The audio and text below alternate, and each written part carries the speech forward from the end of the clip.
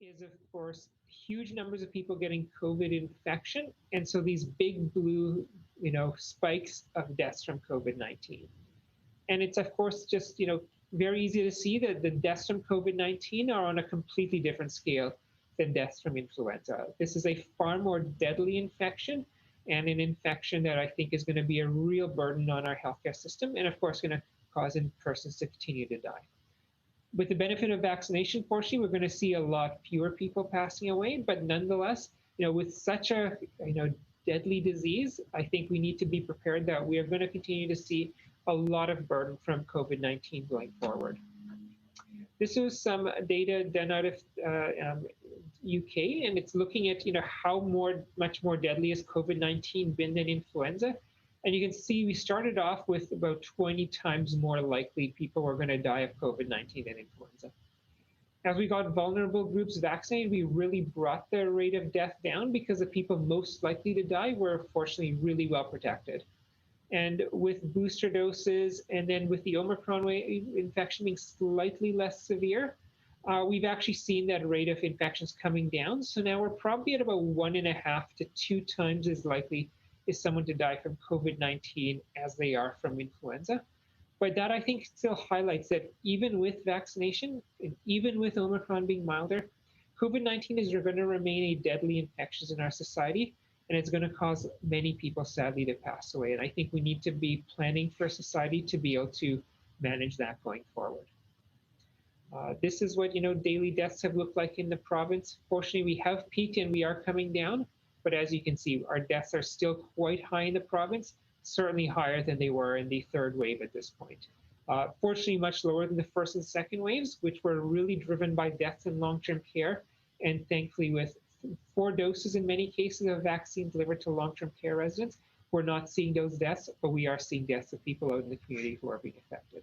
And so that is going to be an ongoing struggle. And then just very quickly showing the deaths here in Niagara from COVID-19, and we can definitely see deaths are still much more common now than they were, back in December, for example. And I think that's due to, of course, the high levels of infection we're seeing now. COVID-19, though, isn't just about those hospitalizations and the deaths. Of course, people who get infection and recover, in many cases, go on to suffer from long COVID. And there's been estimates that on the order of 10 to 30% of people are going to continue to suffer from long COVID.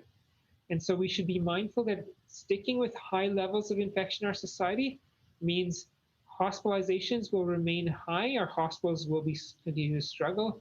We're going to sadly see lots of people dying in our society. And the people who do recover from those many, many COVID infections are in some cases going to continue to have some lingering symptoms, which is going to mean they need to use healthcare more to deal with some of these long-term symptoms, as well as, of course, they're going to have a much lower quality of life. And I think we, need to really think about how we try and bring COVID-19 infections down for the long term to make sure that we don't have as much risk. I won't go into details around that. I talked a lot about that 2 weeks ago at our last media briefing of how we need to start to rethink about how our society is structured in some ways, to take everything we've learned over the last couple of years and really implement it so that we can, in a sustainable way, reduce the risks of COVID-19 into the long term. The one option I do want to talk about, though, is vaccination, because I think this is the one that we can do right now, and it's going to have the biggest impact on us. And the Science Table very helpfully released this data last week, showing that if we increase from doing 8 million boosters by the end of February to 10 million boosters by the end of February, the trajectory of some of these curves changes. So rather than this red curve leading to a big spike in hospitalizations, it becomes a much more manageable spike. Obviously, we're trending on this green scenario where there would be a small increase in hospitalizations, and getting more vaccines out would mean that we would actually plateau and might even just start to see a small bit of decline by the middle of March. And so I think this really speaks to the importance of vaccinations moving forward.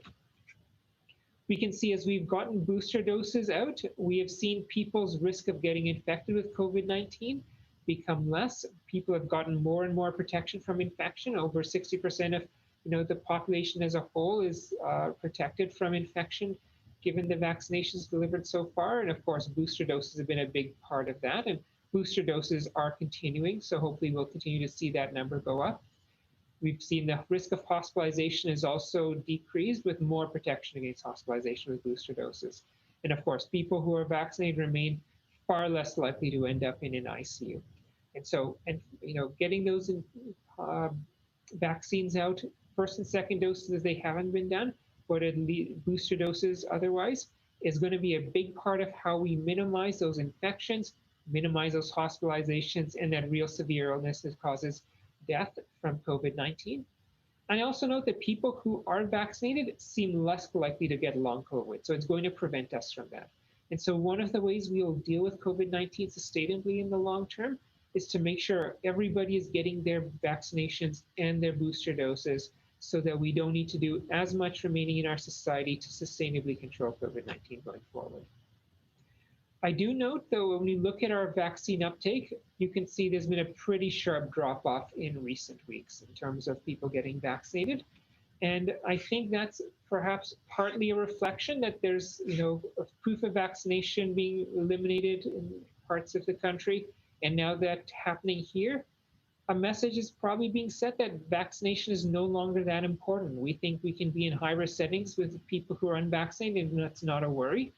And so that's, I think, sending a signal that vaccination is less important, when I think, as the previous slides have shown, vaccination is more important than ever because we're not going to have closures of these high-risk settings. We're not going to have a lot of other measures in place to really keep us safe, and we need people to be vaccinated to make sure they are going to be safe going forward. Our vaccine uptake is continuing along. Orange are our first doses, blue are second doses, and then these are our booster doses. You can see well over half our adult population has gotten their booster dose. So the majority of people in our society have made the good decision to get a booster dose. People have only 1 or 2 doses or no doses at all remain now a minority in our population. And we've had great uptake by our older ages, but we need to continue to get that up. And I think the real key here is our younger age groups. These are age groups who often are out and about the most. They're in workplaces, they are in universities, they're often in social settings, and are often the groups who are spreading infection. And if we can get their booster doses up and even their first and second doses up, that can hopefully make a real big difference in terms of vaccinations going forward. The province has mentioned that proof of vaccination is going to remain an optional requirement for people going forward. And I'm going to posit that if it remains an optional requirement, we should maybe update that proof of vaccination requirement to acknowledge booster doses as well. So you would, after 2 doses for the first few months, you'd be fine, but at some point it would require you to get that booster dose so we can still keep getting that green check mark if you want to enter in settings where the operator has decided they want to see proof of vaccination. And I think that's just to make sure that we have people who have this level of protection from spreading infection to others, rather than the much lower level of protection we see with 2 doses after a few months. And I would recommend that that be something that province does going forward. Obviously, as we try to get vaccinations up, we're going to continue to run vaccination clinics here in Niagara. We're at the Canada One Outlet Mall all of this week doing vaccinations. And as you can see, we also have a few pop-up clinics. Today we're in Wainfleet. Over the next few days, we'll be at the St. Catharines Kiwanis Center. End of the week, we'll be in Port Colborne. And then in the weekend, we'll be in schools in Smithville and Fort Erie as well. And so with that, I'll stop and turn it over to some questions. Okay, so first up we have Dawn, and you should be able to unmute. Oh, sorry, I meant Gord. You should be able to unmute. Hi, thanks. I just wondered that there's been, the death rate obviously has been pretty high throughout Omicron over the past few months.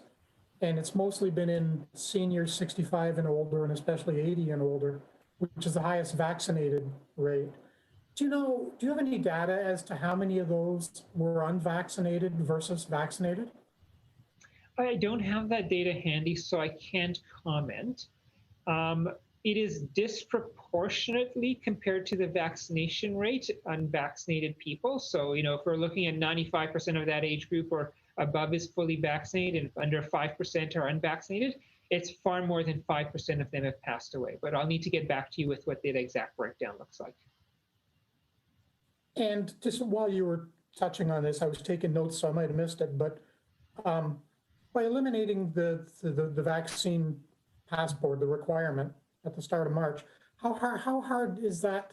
What's that going to do to the effort to get more people vaccinated? It's sort of conflicting messages, isn't it? Yeah, it very much does seem to be a conflicted message. On the one hand, the province is saying that it's fine to go into high-risk settings without vaccination. You're not really at any great risk, and you're not putting other people at risk.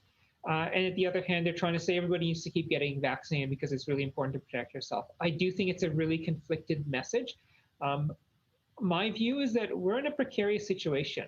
I've shown that infections remain high, hospitalizations remain high, deaths remain high, sadly. We're seeing that the modeling shows that we may actually plateau at a high level of infections and a high level of hospitalizations. And taking away things too quickly puts us at risk of those going up.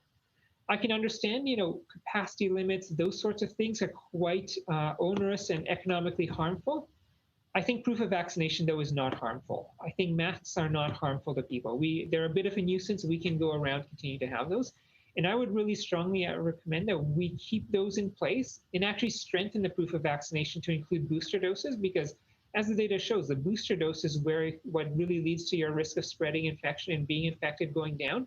And if we want to create safe spaces where people can go about enjoying themselves, supporting our businesses in the community without the risk of infection spreading, I think having that booster dose will make that space the safest. So I really do think we should stick with proof of vaccination as a measure ongoing.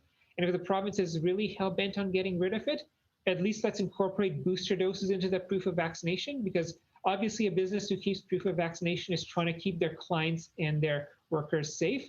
And so let's give them a proof of vaccination credential that actually gives them the best opportunity to keep their clients and their workers safe. Thanks. Thank you. Up next, we have Abigail, and you should be able to unmute. Hey, Dr. Hirji, it's Abby from Niagara this week. My question is similar to Gord's. I was basically just going to ask you if you think the province's announcement today is a little bit premature. Should we wait longer to remove the vaccine passport situation and wait longer to open up capacities and that sort of thing? Or do you think now is a good time? Yeah, so, I think the province outlined the framework previously, and they outlined in that framework that we needed at least 3 weeks between each reopening to really assess what the impact of that reopening was. I think even that is a relatively aggressive metric, because many of the metrics we have are really delayed metrics. Changes in hospitalizations are going to lag several weeks after a change in terms of restrictions. Ditto with deaths. Wastewater is something that we'll see a relatively quick impact on, but that's the only metric that we can really see early on. And so the province moving up from using that 3-week timeline, which they said was the bare minimum necessary, and now doing it in a little over 2 weeks, I think is really moving it up farther than was, even they themselves thought was reasonable a couple of weeks ago. So that, I think, concerns me. And now, of course, it's going to be, I think, 11 days between February 17th and then dropping proof of vaccination and everything else, which again, I think is going to be far too soon to really know what the impact of the changes on February 17th are going to be. So I do think that if we're trying to be prudent and cautious, make changes, see what happens in the data to decide if it's safe to move forward, I think this is far too aggressive a plan. The other thing I'd highlight is that, we want to be looking at the science, we want to be looking at the modeling of where are things headed so that we know what is going to be the impact of the decisions we make. And is that impact going to be something that makes sense? The science table modeling shows that the January 31st reopening had the potential to see a resurgence of cases, or at least a plateauing. Fortunately, we seem to be heading more towards that plateauing. But that's the best data we have, that we are already heading towards a plateauing of high levels of hospitalizations, high levels of infections. I would want to see modeling that shows that, if we take another step of reopening, that we're not going to upset that plateauing and actually send it straight back up, as opposed to what we likely want to see, which is that if we keep taking step forwards, we can continue to see infections, hospitalizations, deaths, long COVID, all that suffering from COVID-19 continue to be relieved. And I don't think we've seen any modeling suggesting that. Maybe the province has some internal modeling, but they haven't released it to us to show that what they are proposing is going to be something that we are going to be able to manage. So based on at least the data we have, and the data the science table has put out in terms of their modeling, it does seem premature to be rushing ahead with these changes. and especially moving ahead on March 1st without seeing what the impact of the changes this week will be. Awesome. Okay, thanks. Any follow-up? Nope, that's it. Okay, thank you. So up next we have Nicole, and you should be able to unmute now. Thank you, Courtney, and thank you, Dr. Hirji.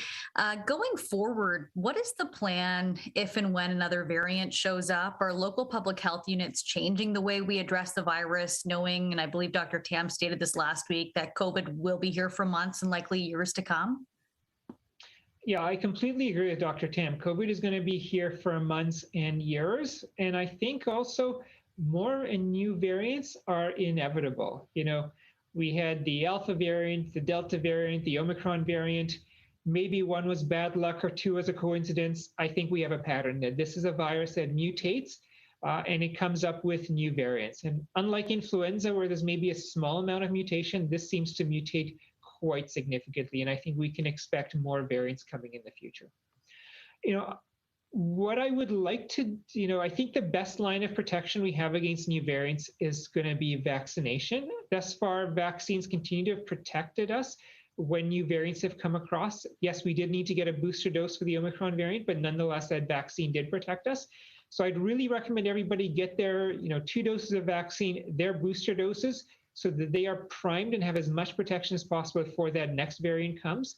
And if it does come and for some reason, maybe we need another booster dose or we need some kind of, new variant specific booster dose, we at least have all our vaccines up to date. So we are ready to get that. In terms of other stuff that public health can do, we are really limited right now by the restricted testing guidelines by the province. Because so few people are able to get tested, it really limits our ability to do case management, contact tracing. It limits our ability to detect outbreaks in the community and stop those outbreaks. And so I think in terms of what planning we're going to do, we have plans that if the province did reopen PCR testing, that we would resume a lot of that work. I don't know if that's necessarily going to happen. We'll, of course, continue to push vaccinations as much as we can. But if, as previous questions were highlighting, with a message with proof of vaccination being dropped and seemingly the implication is vaccinations is less important, I do think we're going to struggle to continue to see those vaccinations come up. Beyond that, really the only thing we're able to do at the public health level is continue to message around people taking precautions. And I don't know how effective that message is going to be when everything is opening up and it's signaling to people that it's safe to go back and resume normal activities. Especially since I think, everybody is understandably really tired of these restrictions and starts to want to go back to something a little bit more normal. So I think there's limited things that we can do in public health. Most useful thing everybody can do to protect ourselves from new variants, though, is to get vaccinated. Thank you, Dr. Hirji. And just on the safety message as well, the Canadian Federation of Independent Business, I just interviewed, and they were saying the one thing missing from Premier Ford and Dr. Moore's announcement today was safety. They're reopening, but how safe is it? So for Ontarians watching tonight, is it safe to be going into a restaurant, a gym, a bar there's no capacity limits, and then come March, no vaccine requirement necessary? That's a really difficult question to answer. Going into a restaurant with fewer capacity limits obviously is going to increase the risk of infection spreading in that setting. As we drop proof of vaccination requirements on March 1st, now we can have unvaccinated people who are more likely to be infected coming into those settings and spreading infection. So I think, absolutely, it's going to become less safe to go into these settings, especially if our infections remain quite high, which is where they are right now, and we're probably heading towards a plateau. I think the big thing, though, that will keep people safe when they go into these settings and resume social life is if they are up to date with their COVID-19 vaccines. If they've got those 2 doses and at least recently had them, or if it's been a bit later and they've now gotten their booster dose, I think they can feel reasonably confident they are going to be, reasonably safe going into these settings. There is going to be absolutely some risk. Some people are going to get COVID-19, but with those vaccinations and that booster dose, hopefully that infection is going to be mild and they aren't going to suffer any particular severe consequences from it. Obviously, if we kept proof of vaccination going forward and strengthened it with the inclusion of booster doses, that would mean everybody in that setting would have vaccinations and booster doses, which would substantially reduce the risk. And I think that would be the better approach for us to be proceeding with reopening.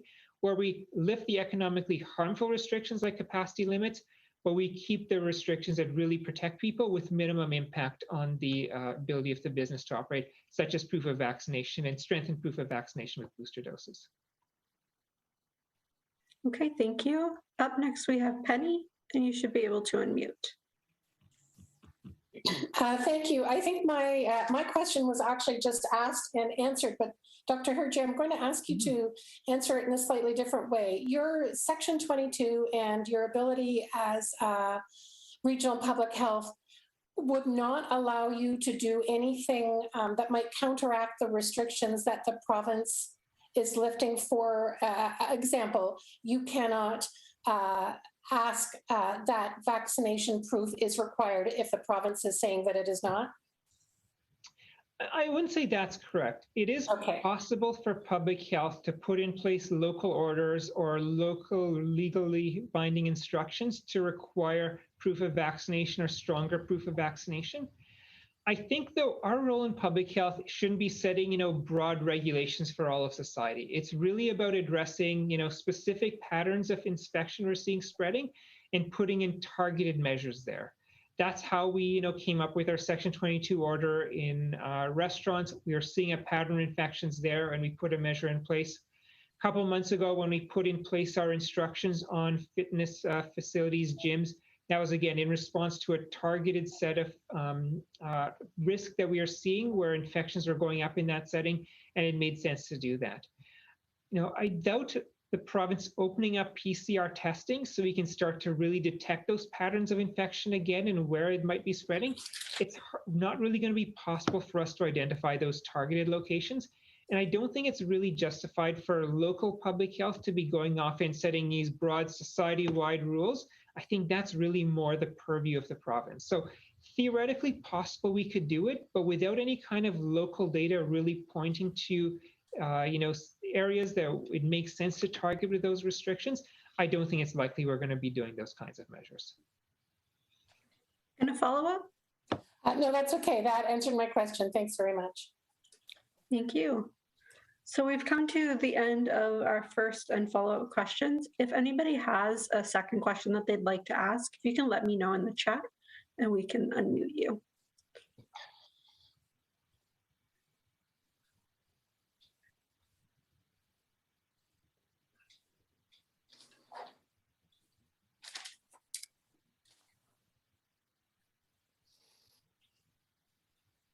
Okay, I'm not seeing anything pop up in the chat, so I think we're done for today. Thank you everyone for attending, and we'll see you again in a couple weeks.